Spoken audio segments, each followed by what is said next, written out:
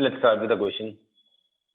Suppose there are two particles. This will be x-axis, this is y-axis. There will be two particles. One is moving in this direction with a speed of 5 meters per second, and the other is moving in this direction with 5 meters per second. This direction being so 53-degree delta, right? And these two particles collide at origin. ये दोनों origin पे collide करते हैं, right?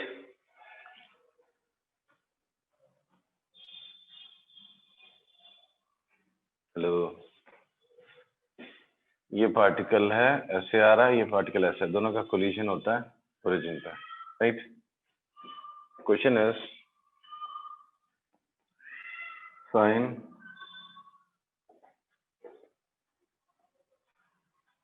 velocity of center of mass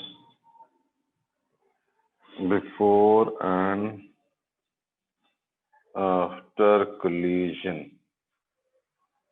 Given mass of this is 4 kg and of this is 6 kg. एक का mass 4 kg, एक का mass 6 kg. So find velocity, find velocity of center of mass before and after collision.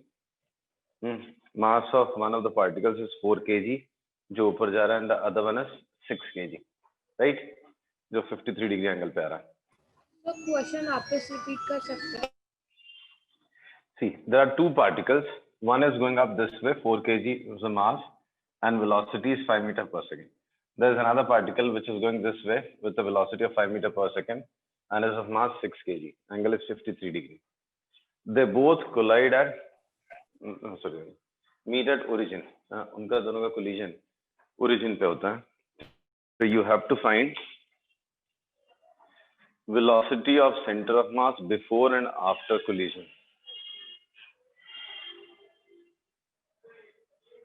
Velocity of center of mass before and after collision.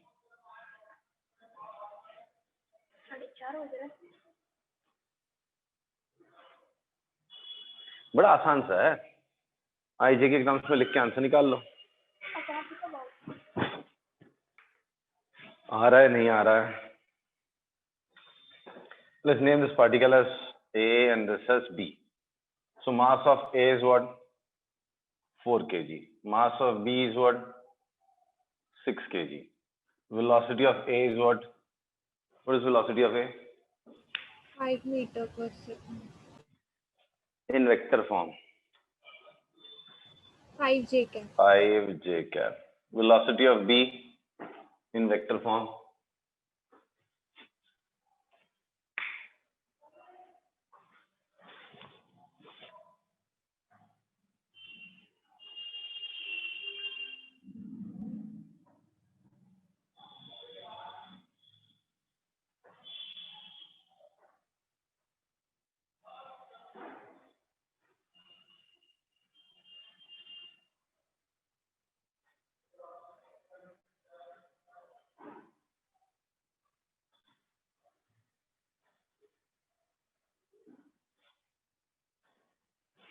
Say 4i cap plus 3j cap. So x component हो गया आपको 5 sin 53. Sin 53 is 0.8 minus 4i cap minus 3j cap. ये होगा minus 4i cap minus 3j cap. नहीं? Yes sir.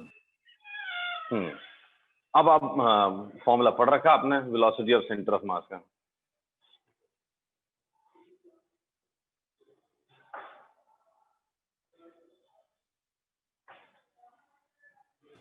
Sir total momentum conserve रहेगा ना?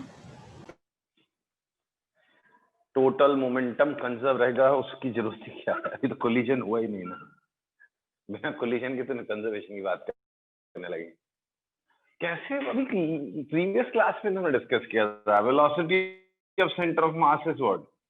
m1 v1 vector plus m2 v2 vector plus mn vn vector upon total mass नहीं किया था? So 4 into 5j, that is 20j cap plus minus 24i minus 18j upon 10. So minus 24i plus 2j upon 10 minus 2.4i plus 0.2j. क्या लसन?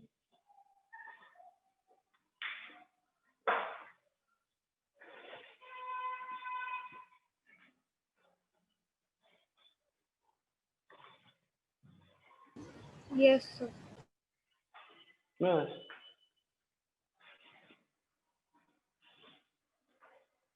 समझा? हाँ. अब बताओ. हाँ सर. हाँ. अब बताओ. After collision क्या होगा? Find the velocity of center of mass after collision.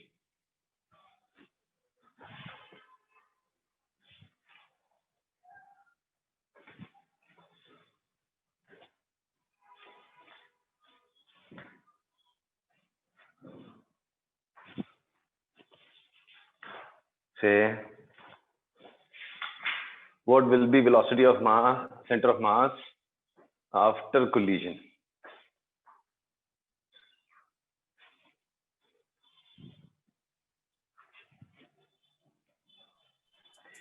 जल्दी ऐसे तो हम 5 क्वेश्चन भी नहीं कर पाएंगे आज. कोई चेंज नहीं होगा. Bye.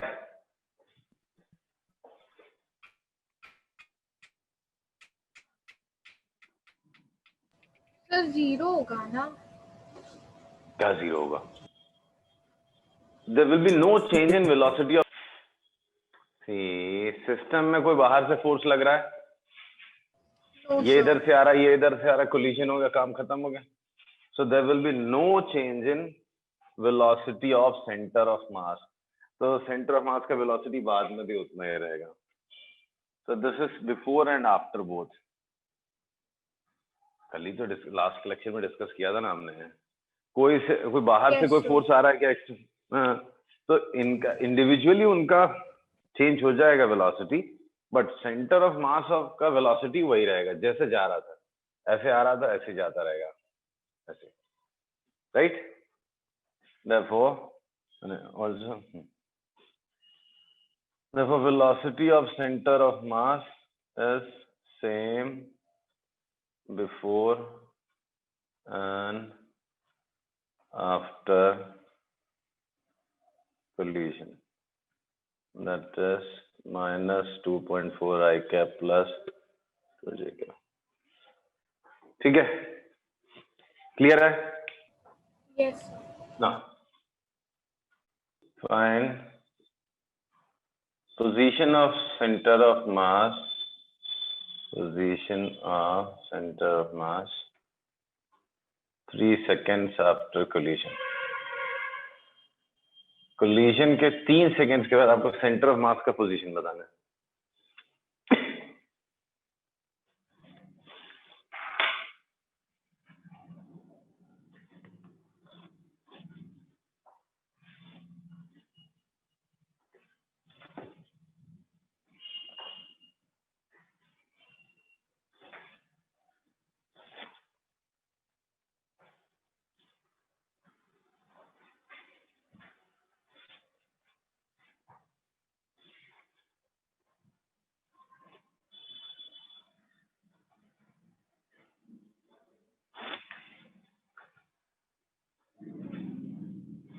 Sir, minus 7.2 I cap plus 0.6 J cap.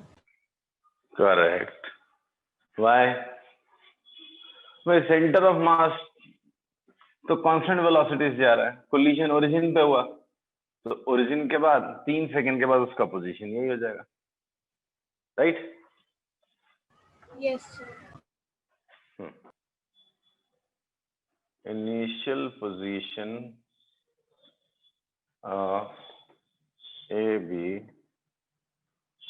0 minus 10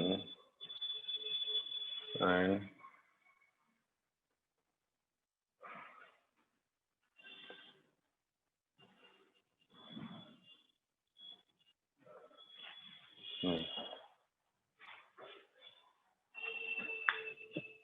At some instant in position before collision की बात हो रही है. Before collision, position of A was 0, -10. Find the position of B at that instant.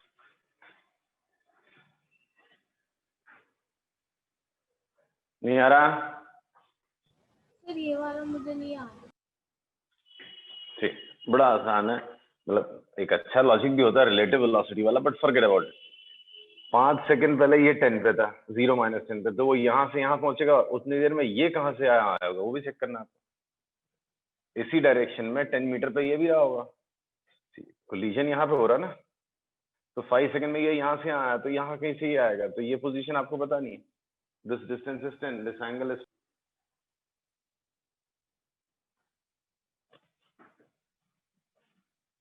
Great. Sir 10 cos 53 और 10 sin 53 के हिसाब से लिखेंगे.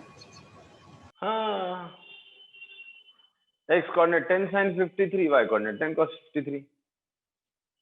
Position of B would be, see, ये इधर से आया, तो ये भी तो स्पीड सेम है, तो 10 से इधर से आएगा 10 मीटर से.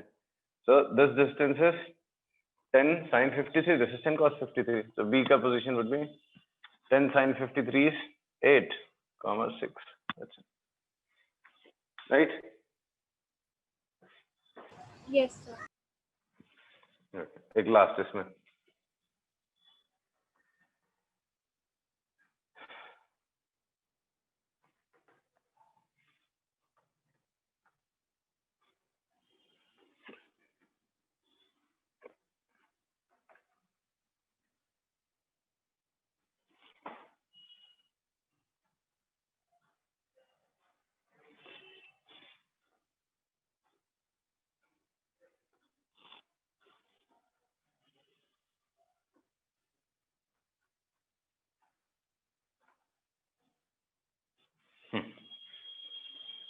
If position of A 3 seconds after collision is -6i, find position of B. आसान सही क्वेश्चन.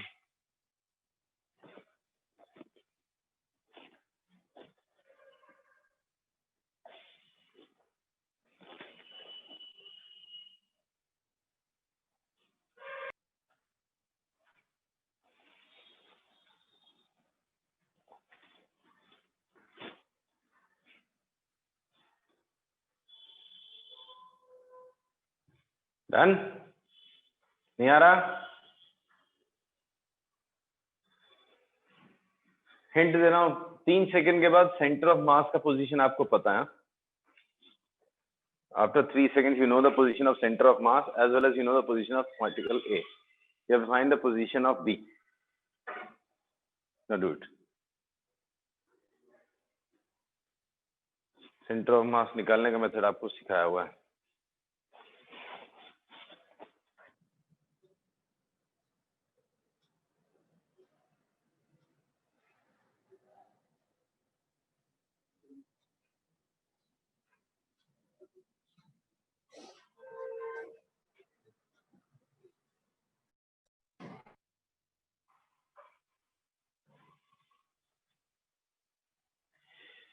मिला किसी को आंसर? नहीं मिला? बड़ी गलत बात है. सर नहीं मिला. अरे सेंटर ऑफ मास का पोजीशन वेक्टर कैसे निकालते हैं हम? How do find position vector of centre of mass at any instant? m1 r1 vector plus m2 r2 vector upon total mass, right? Position vector of center of mass is already known to you. What it was? Minus 7.2 I cap plus 0.6 j cap is equal to m1. इसका मास कितना था? 4. इसका position vector दिया -6 I cap plus m2 was 6. R2 vector आपको निकालना upon 10. Take it on this side. तो -72 I cap plus 6 j cap is equal to -24 I cap plus 6 R2 vector. Take it on this side.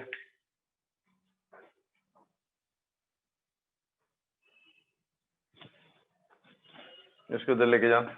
तो -48 I cap plus 6 j cap is equal to 6 R2 vector.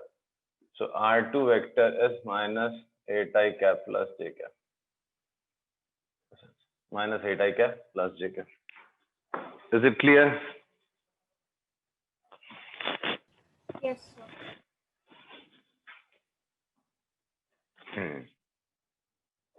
समझा? कितना मुश्किल था ये? इतना आसान था फिर भी नहीं कर पा रहे, क्यों ऐसे करना? ओके चल सर वो let's try this one. Centre of mass का कुछ समझा ही नहीं वो क्वेश्चन में, इसलिए मैं कंफ्यूज हो गई। अच्छा, मैं हिंट भी दिया, मैंने बोला भी सेंटर ऑफ मास का पोजीशन वेक्टर पता है आपको, पर अब आपने सुना ही नहीं.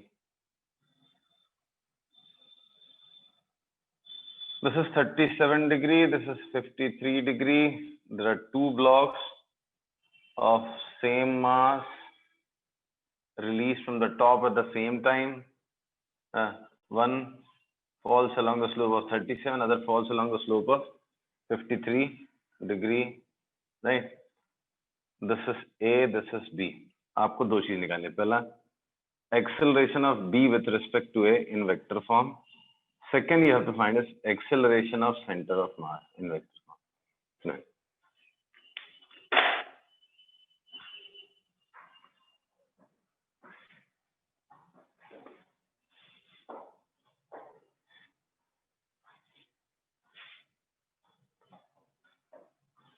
हिंट है, पहले आप दोनों का एक्सेलरेशन लिख लो वेक्टर फॉर्म में.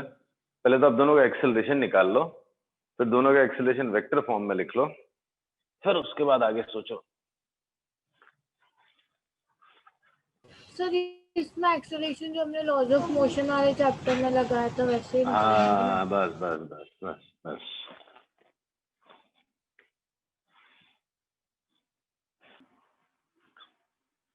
आ रहा है फ्रिक्शनलेस है सरफेसेस.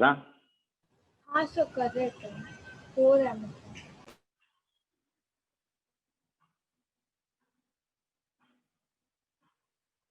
सर फर्स्ट का आंसर 14/5 जे कैप है क्या?